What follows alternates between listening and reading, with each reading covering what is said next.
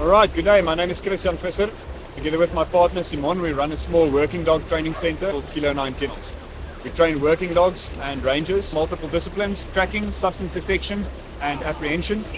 Tracking of course comes in when our very capable man trackers might not be able to locate tracks, be it to low light, it can be at night. Most of the incidents of course do happen at night, or we can have rocky terrain where it's difficult or close to impossible to visually man track.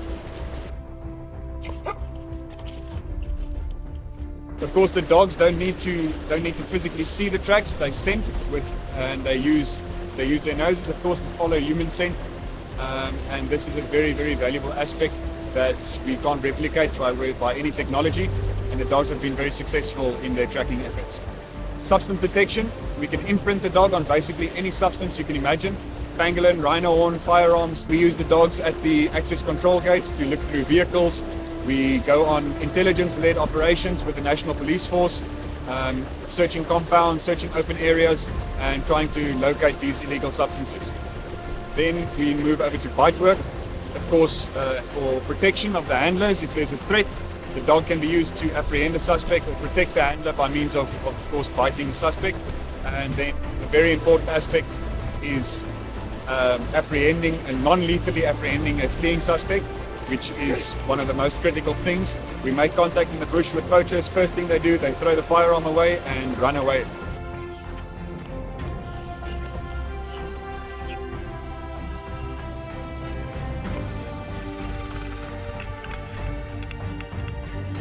Important aspects of being a field ranger is definitely having a good field knowledge and knowing animal behavior, as well as of course detection tracking. But if you can read the signs and pick up things like incursions, pick up tracks that are difficult to see for the normal or untrained person, then you become a valuable asset of the team. Conservation efforts definitely differ from area to area. In the Kruger National Park, we've got highly skilled hunters coming in with AK-47 rifles and sidearms.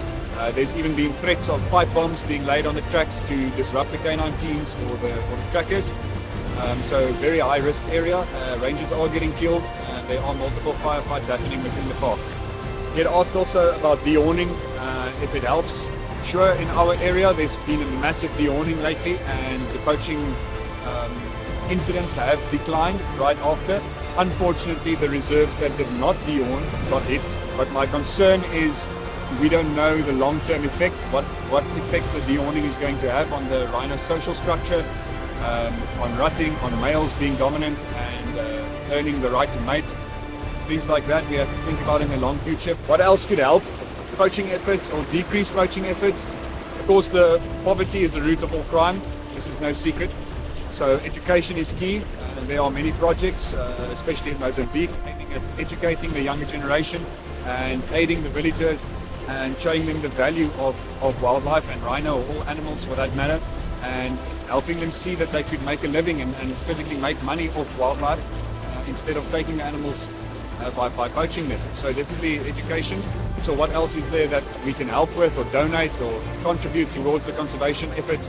And quite honestly, at this moment, when it comes to equipment, there's a lot of donations. We have night sights, we have use of helicopters, we have bulletproofs, we have firearms, we have the dogs. But one thing that's still lacking in my opinion is the salaries of the rangers. They work long hours, they work in difficult terrains, difficult conditions, getting burnt by the sun, eating horrible food, and literally risking their lives and getting shot at. It's emotional.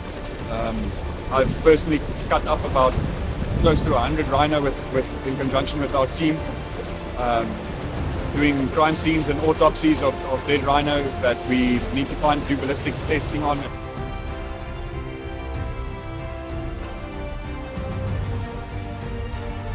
It doesn't affect us negatively. If anything, it fuels the fire, it fuels that passion, and it just makes us come out and work harder the next day. But there are the select guys and girls, women out there that just have that feeling that there's something they love about the bush and being there and working for something that's bigger than themselves. And if you can't find that, there's no point in even trying. Let's go. Let's go.